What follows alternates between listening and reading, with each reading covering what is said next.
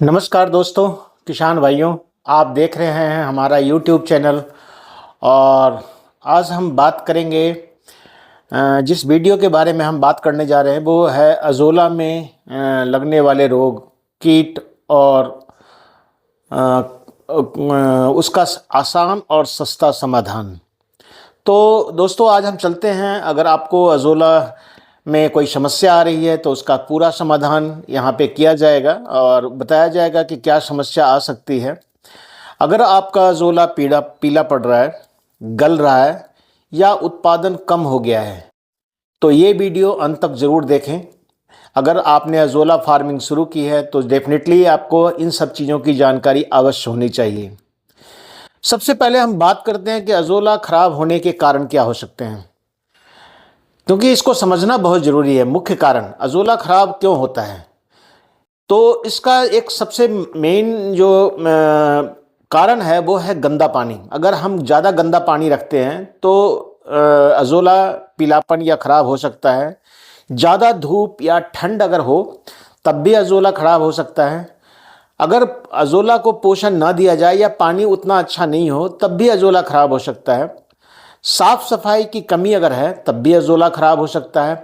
और लंबे समय तक अगर पानी को ना बदला जाए तो ये समस्या आ सकती है। यानी कि हम कह सकते हैं कि 90% समस्या यहीं से शुरू होती है। अब हम बात करेंगे कि अज़ोला में सामान्यतः रोग कौन से लगते हैं। तो सबसे पहला तो है कि अज़ोला का पीला पड़ना, जिसकी पहचान है कि अज़ोला को आप देखेंगे, मोस्टली अज़ोला जो है वो हरे रंग का होता है। तो इसका हरा रंग खत्म होने लगता है और इसका जो ग्रोथ है या जिसको विकास भी बोल सकते हैं, इसका विकास रुक जाता है। और इसके कई कारण हो सकते हैं, जैसे नाइट्रोजन की कमी से कारण भी हो सकता है, आयरन की कमी से हो सकता है या तेज धूप। ये तीनों कारण हो सकते हैं इस अज़ोला के पीला होने के। तो अगर समाधान की बात करें तो 7 से 10 दिन में एक बार थोड़ा सा गोबर का घोल अवश्य डालें। अगर ऐसी समस्या आए तो अज़ोला बेड के ऊपर हल्की छाया रखें और पानी जो है उसको कोशिश करें कि उसको बदलते रहें। दूसरी समस्या जो नॉर्मली देखी जाती है वो अज़ोला का गलना है। कई बार अज़ोला जो है वो गलने लगता है, यानी उसमें से बदबू आने लगती है। उसका जड़ जो है वो सड़ने लगता है, अगर आप उसके जड़ को देखेंगे हाथ से निकाल के। और इसका मुख्य कारण जो है वो भी गंदा पानी है।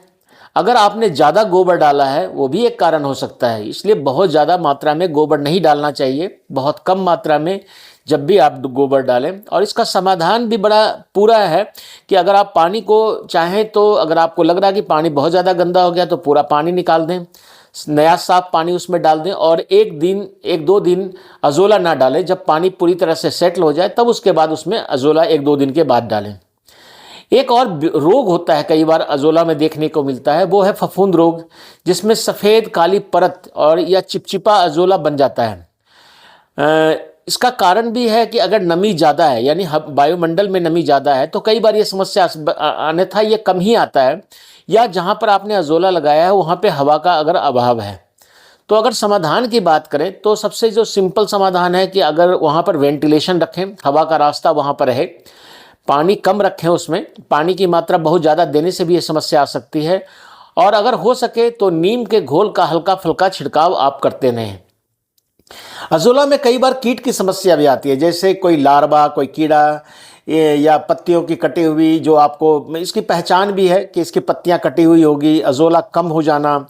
और ये कीट जो है ये सुबह शाम हाथ से अगर हम अज़ोला निकालते हैं तो ये समस्या नहीं आती है।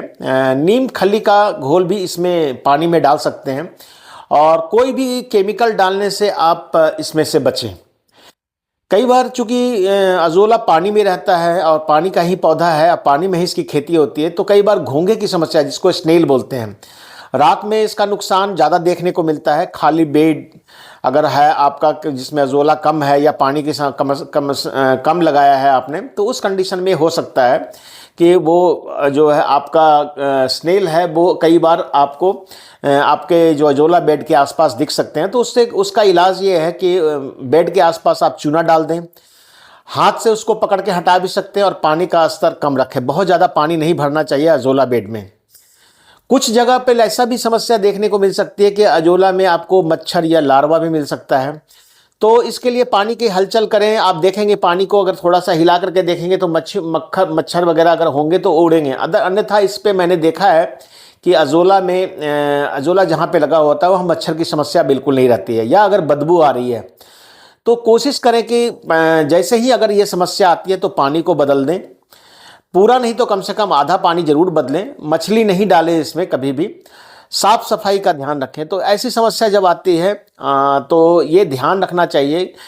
रोग और कीट से बचाव के उपाय भी हैं। रोकथाम ही सबसे अच्छा इलाज है। आप ऐसा अजोला बेड बनाएं, ऐसे जगह पे बनाएं जहाँ पर साफ सुथरा जगह हो, और कोशिश करें कि अगर समस्या आती है तो एक आध महीने में एक बार अजोला बेड की सफाई कर सकते हैं। सफाई का मतलब होता है इसमें से पानी निकालना, और पानी निकाल करके इसमें जो गोबर और मिट्टी का जो थोड़ा सा गीला होता है उसको भी निकाल दें।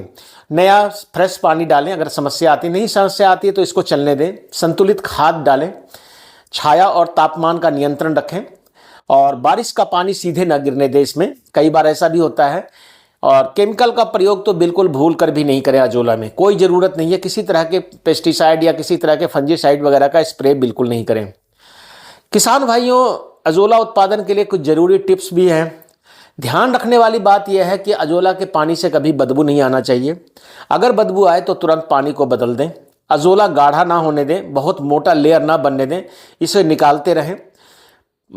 इसका रिकॉर्ड देखते रहें। कई बार फोटो लेकर के भी आप देख सकते हैं। समस्या बढ़े तो बेड को रीसेट करें, फिर से अलग हट करके लगाएं अगर ऐसी समस्या आती है तो आपने दोस्तों आज जो मैंने चर्चा किया कि कई बार अजोला बेड हम जब किसान लगाता है तो कई बार उसको कई तरह की समस्या, खासकर कीट और बीमारियों की समस्या देखने को मिलती है। अगर सही देखभाल किया जाए तो अजोला कभी भी बीमार नहीं होता।